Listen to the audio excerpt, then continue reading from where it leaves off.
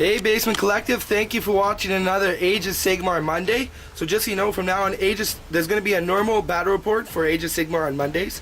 On Friday is going to be a 40k battle report. And Wednesday is going to be a collective consultation, or it's something different other than a battle report. We're not going to promise anything specific, but we will do a video on Monday, Age of Sigmar. Wednesday, something random, and Friday, 40k. Maybe once in a while we'll throw another video out throughout the week. But anyways, we have our Age of Sigmar battle report today. Now actually, before the battle report starts, what we're going to do is we're going to show you something special. We got a new table from Adam at Greenleaf Terrain. He gives amazing deals, and I mean, just definitely go check him out. We're in love with this table. It's awesome. It's exactly what we thought it would be. Anyways, this table is actually a lava themed table. So here you go. Here is the table in all its glory. No, actually that's not all its glory. This is an 8x4 table, and we only have a 6x4 board, so we have one of the other pieces down here right now. So basically, let's go through this. There's some nice outcroppings, rock outcroppings, some kind of natural bridges, you would say, some man-made bridges, some cool lava ponds and ponds with some nice bubbling effect. There's some hills, a dead forest-like thing. Obviously, it's not going to be a live forest. And this is just the other section of the board, so it caps off at the end over there. So all the lava stops. It comes to a nice cap. But unfortunately, our table is only 6x4 instead of 8x4. It's got this cool outpost. Now, this is more for Age of Sigmar than it will be for 40k, although it can be used for 40k definitely. So you want to keep most of the pieces feeling Age of Sigmar-ish. Because right now we have the one board we can use for Age of Sigmar, which is our Mushroom Kingdom board. But this will be a second board now. We have a desert board we can use for Age of Sigmar too. Yeah, we do have the desert board, but we don't use it very often. But anyways, this is a 2-inch MDF foam, insulation foam with a 1/2-inch MDF core. Real easy. I mean, Adam was nice enough to visit his family this weekend where we live. So we were able to pick it up. Close to where we live. Close to where we live, about an hour and a half. So we got to drive an hour and a half way to pick this up compared to having it shipped. Now, obviously, with transportation, there was a couple nicks and dings, and the way Adam does his stuff is really easy to repair. You can see right here where there's some black paint drying. All we did is we put some glue there, laid some sand down. We then you colored black and then dry brush it with a bit of gray, then a bit of white. You can't even notice. Adam was nice enough to tell us how he did the paint and everything. But anyways, this is the board. Now the board is not going to be set up like this for the game, you see. We just put the terrain out as an example. And of course this board piece will go away. So there'll be a link in the description of this video. So definitely go check out Adam if you're interested in having some terrain done. He's done this terrain for us, and he's also did this 40k ruin style terrain, and he painted those containers. So definitely go check him out. I think it's greenleafterrain@gmail.com for a quote. We'll put a link to his Facebook page and his YouTube channel in the comments below. So love the set. We just wanted to show you this a bit more in depth before we use it. So anyways, go ahead and watch our Age of Sigmar battle report. Today's going to be once again Empire versus Tomb Kings. BAM! And so we have already set up the table. There's Nolan. He doesn't play Warhammer. He's a loser. But yeah, He's famous. he is famous. A whole 1,500 subscribers are watching you. Yeah, so we set up the table and deployed already, so we'll just go over the table. So here's what the table looks like in all its glory. The terrain has been set up as per the rulebook. Basically, we split the table in 6 sections. Each section we rolled a 2d6. We consulted the table in the book. We put that many pieces of terrain, and then the white dice are what the terrain are. So we'll just go over it quickly. The 6s, again, they cause fear. Basically, -1 bravery if you're within 3 inches. 4, it's a deadly. If you run or charge over it, you roll a dice. On the 1, the model is removed, regardless of the amount of wounds. 5, at the beginning of the hero phase, you roll a die. If you roll a 1, you do nothing that turn. If you roll a 2+, you get to reroll your wounds. 4 is deadly. Again, we know 5. 2 is the mystical forest. You get +1 to casting and binding. And that's all we have. We have no 3 on our table. Explain the bridges. Now, the way we're going to play with this table is the only way you can get here is if you have fly and you can finish your movement and have your base completely on here. Horses can't walk or gallop over. No, we're not going to play like that. Horses So can't walk. You can only cross over the bridges. Yes, you can cross over the bridges. You can cross over the bridges regularly, but if you want to go over the lava, you either have to have fly and you have to land on a piece of terrain with your full movement. You can't just have a model half over, or you can use the bridges. Luckily, there's enough bridges so Terran can stop whining like a little girl and use the bridges like you're supposed to. Look, they can walk over it. Yeah, and they stop there and they burn the underside. That's true. They wouldn't stop. We would have horse meat. But anyways, that's what we're playing with. We got the table set up. We rolled off to see how we're gonna split the table. I won, so we decided we're gonna split the table the old battle line way. Terran then got to choose what side he wanted to deploy on. He chose that side. I then deployed my units first, and since I only had 5 squirrels and he had 6, I deployed first, which means I get first turn. So we'll be back at the end of Tomb King's turn 1. And sorry, to go over what we get deployed, I got my Tomb Guard right here, my Necropolis Knights, and my Necrotech behind him, my Bone Giant, and my Necrosphinx. Over here, Terran's got his 3 Demigryphs, Circle Knights. the Inner Circle Knights, the Grand Masters in the middle, the other Knights, and the 2 cannons in the forest. At the end of Tomb King's turn 1, I can use a command bill. Well, I mean, I used Inspiring Presence on those guys if it matters, so they are Inspiring Presence, they don't do Battle Shock tests. The Necrotech uses ability on this squad because it's 8 inches, so they moved an extra 3 inches, and they can reroll ones in to wound.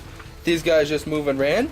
I did roll for, because I was within 3 inches of this at the beginning of the turn, and I didn't get a 1, so they can reroll the wounds. I highly doubt they're going to get into combat on Terran's turn. Other than that, no shooting, no charges, no combat. So we will move on to Empire, turn 1. Okay, so at the end of Empire turn 1, his knights basically, his commander popped his command ability, allowing all the hero or whatever it is such run and charge in the same turn. So his knights ran his charge and his demigryphs ran in charge. The shooting phase. Don't run in charge. They just moved and charged. Okay, moved and charged, but they could have ran in charge because they have that keyword, knightly order. Do they? Yes, but yeah. So that would happen during the hero phase.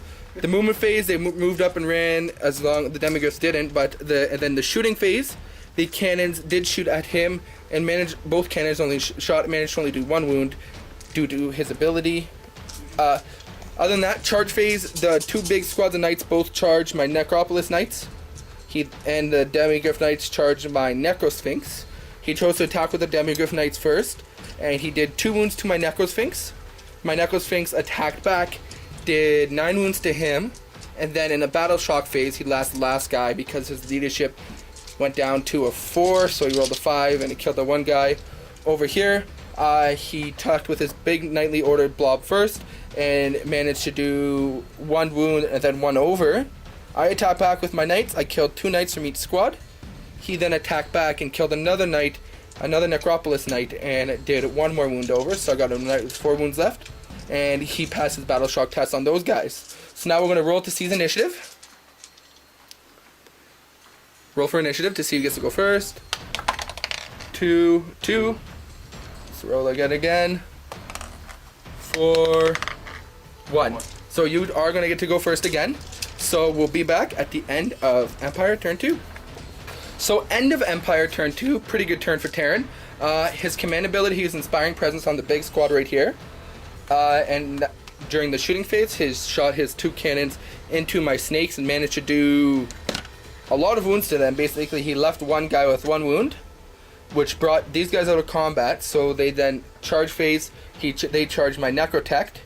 They did manage to do 3 wounds to my Necrotech. My Necrotech didn't do anything back. And these knights managed to finish off that guy 1 last wound. So that's all that happened during that. We will now go into Tomb King's turn 2. End of Tomb King's turn 3. So on my turn, I charged I moved my Necrosphinx. Sorry, hero phase. I gave those guys Inspiring Presence over there. And then I moved him 3 inches from the squad of knights right here, and the Bow Giant 3 inches from the squad of knights right there. Charge phase, I charged my Necrosphinx into this unit, my Bone Giant into that unit. Fight subphase, well, fight phase, I guess you can call it combat phase. I attacked with my guy over here and managed to kill all the remaining 4 knights. And then my Bone Giant attacked over there and managed to kill 4 knights over there too. They are immune to their, because of Inspiring Presence from them, they're immune to Battle Shock. So that's that. So we will go on into my turn. Sorry, not my turn. We'll go into turn 4. We'll roll to see initiative. 4 to 3. That means it'll be Tomb King's turn 5. Turn 4. So end of Tomb King's turn 4. My flyer flew over here. No, sorry, my flyer then charged into this guy. So he piled in like that during the combat. These guys, he did 3 wounds to the general, so the general has 2 wounds left, and his general did 1 wound to me. Over here, my bone giant, he guys attacked my bone giant, did nothing. My bone giant killed him. And I cast Inspiring Presence. I couldn't use my Inspiring Presence. There was no point using that, so I didn't use it. These guys did attempt to run in the dangerous part, and they only rolled a 1. So they moved and ran 5 inches, and they did the 2 dangerous terrain tests, and they were still good. So we will move on to Empire turn 4. End of Empire turn 4. He basically moved those guys a bit away from the Tomb Guard, and shot 2 shots into my Necrosphinx, 2 shots on my Bone Giants. Unfortunately, all 4 shots did miss. Close combat, my Necrosphinx did a bit of a flub, and he only did 1 wound to his general, so his general left with 1 wound, and his general did attack me back and managed to do 2 wounds to me. So, other than that, that's how the board looks. We'll roll for initiative for turn 5. 3, 2. So I will get to go first. So we'll be back at the end of turn 5 Tomb Kings. End of Tomb Kings turn 5. During the hero phase, my hero just basically didn't do anything. My command trait's useless, and I was out of range of Inspiring Presence over there. So we went to the movement phase. My Necrotech moved and ran up. My Bone Giant moved 6. These guys moved and ran, and took a bunch of dangerous terrain tests. I killed just 2 regular dudes due to the dangerous terrain. Charge phase, I attempted to charge a 12-inch charge over here. Did nothing. So we're going to move into Empire turn 5. As you can see right now, he's retreating his cannons.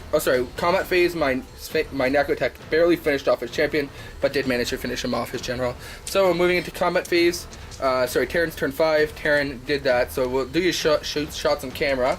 So 2 shots at a time, 2 shots into the Sphinx. 2 shots into the Sphinx. That is 2 hits. 2 wounds. So my save goes to 6+. Nope. And you do how many wounds to him? You do 4 wounds to him, which means he goes down. You do 8 wounds to him, which means it halves that, so it goes down to 4, which means he has 2 wounds left. And there are 2 shots into him. Another 2 shots into him. 2 hits. 1 wound. 6+ save. Nope. And you do cocked. 6 wounds, which means you kill him. So he didn't manage to kill my Sphinx. So we'll roll for initiative now, so he can still shoot at things for cocked. 3 to 2, which means I get to go first. So at the end of Tomb King's turn 5, unfortunately I made an 11-inch charge with him, 12-inch charge with them. I didn't roll my saves over here. I forgot to roll my things, but it doesn't matter because we called the game because I would have had enough attacks between these 2 units to kill those 2 things. So at the end of Tomb King's major victory, we'll be back with a post-game show. Thank you for watching another Basement Collective Battle Report. My name's Irvin, and this is Terran. So played another game of Age of Sigmar, another Tomb Kings vs Empire. I know we've done one of those already, but it's kind of slim pickings when you got 2 armies to play with. I got Tomb Kings and he got Empires. So we'll try some different lists, different compositions, different armies, and we'll try to get some other people in here for the Age of Sigmar Battle Report Mondays. So, Tomb King victory. Most likely because I took some pretty good units. That Sphinx is quite good. Killed it. You did kill it, yes. Because cannon's also quite good. But yeah, surprisingly, you did better this game than last game. Yeah. I think Surprisingly. Surprisingly, You did better. Okay, let me rephrase it. You did better this game than last game. I think charging turn 1 there, getting in and doing some damage is good. So yeah, so the Knights did good.